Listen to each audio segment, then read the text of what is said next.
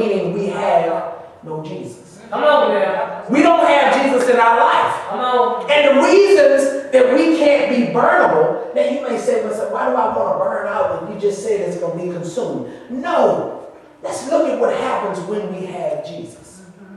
Let's look at the things that happen when we have Jesus. Jesus consumes. Just like in the bush, it consumed the bush. Now, I'm not talking consumption as in failure. I'm talking consumption as in take control. Jesus consumes. Once he becomes a part of us, he owns us. You may say, why do I want to be owned by God? If you're consumed, then you're committed to what God has for you. Amen. If you're consumed, then you will follow through with God's plan. If we're really consumed, our job, our family, our friendships don't take the place of our relationship with God. That's right. So now you ask yourself, am I really consumed with Jesus? No! How do I know I'm not consumed? Because I get to a place where I struggle sometimes. I struggle with doing the right thing. If our job called us at 12 o'clock, middle of the night, we need you to come in. How many of us would go? Fire. A refiner's fire refines. Now let me go through the process with you so you understand what I'm talking about. A refiner back in the biblical days would take a raw piece of metal. They would put it in the fire and they would heat it up until the impurities that were in the metal came to the surface and they would wipe it off. Then they would put it back in the fire and they would let some more impurities come to the surface. They would take it out and they would wipe it off. This process would go on 7 to 8 times, and at the end, you would have a piece of metal with no impurities that was shiny enough for you to see your reflection in. That's a refiner. Jesus refines. What I'm talking about when I say he refines, he takes us and he puts us in fire. What is fire? The things that we go through in life will cause us to feel like we're in a fire. It will burn us, but it will bring impurities to the surface. Every time you go through a struggle or trial or trouble, something will surface in your life that God really wants to bring to your attention. I didn't know I had a problem with not studying.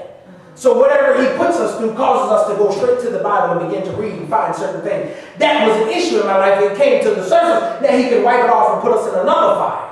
I didn't know I had a problem with my mouth the way that I have a problem with my mouth. And because it's caused me trouble on my job and in my relationship, God has brought that to the surface because I've been in this fire and he can wipe it off. And now, once all of the impurities are gone, he will hold it up. And guess what he sees is a reflection of himself. Jesus is in our life once we go through the refiner's process. But not until we go through that process are we able to see Jesus in us.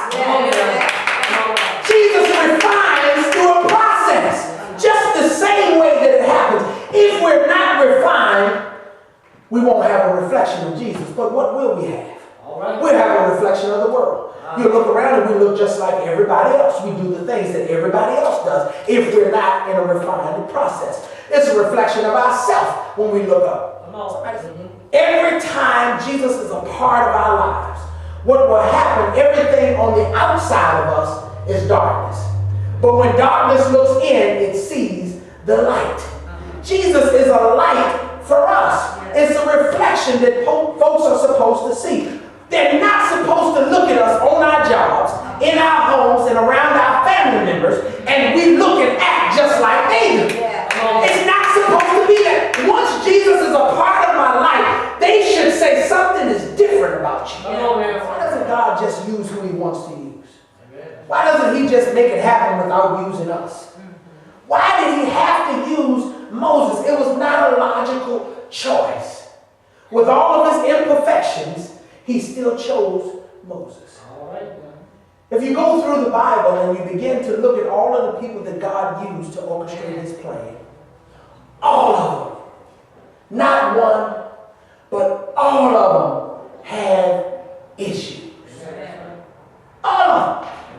David was a murderer. Samson, womanizer. Look at all of them. Abraham, he just lied. I mean, think about it. Here we are, the father of many nations. And he lied. Tell you what we're going to do, honey.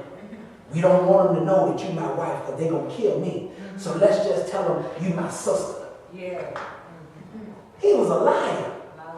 As great as Abraham was, But God used him.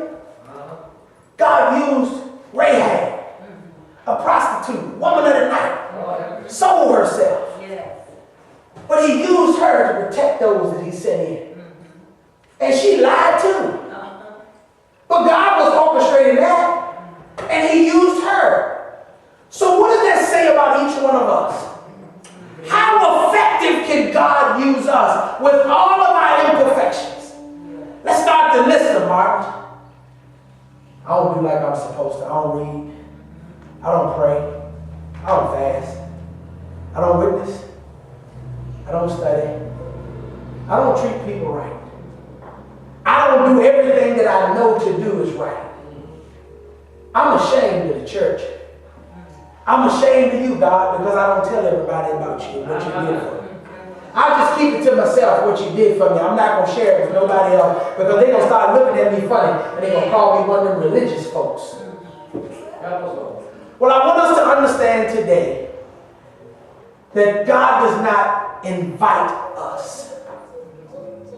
And this is not an invitation. I know it's the time of the service where I will come down and ask for your hand in the Lord and you give your life to the Lord. That's not an invitation. It's a call. Amen. There's a difference in an invitation and a call. If I send you an invitation, you have a right to decline the invitation. I can't make it today. I got other plans. Somebody has called me over and I accepted their invitation. So I have to decline your invitation. I said, Martin, let's go to lunch. Well, I just had lunch. I have to decline that invitation.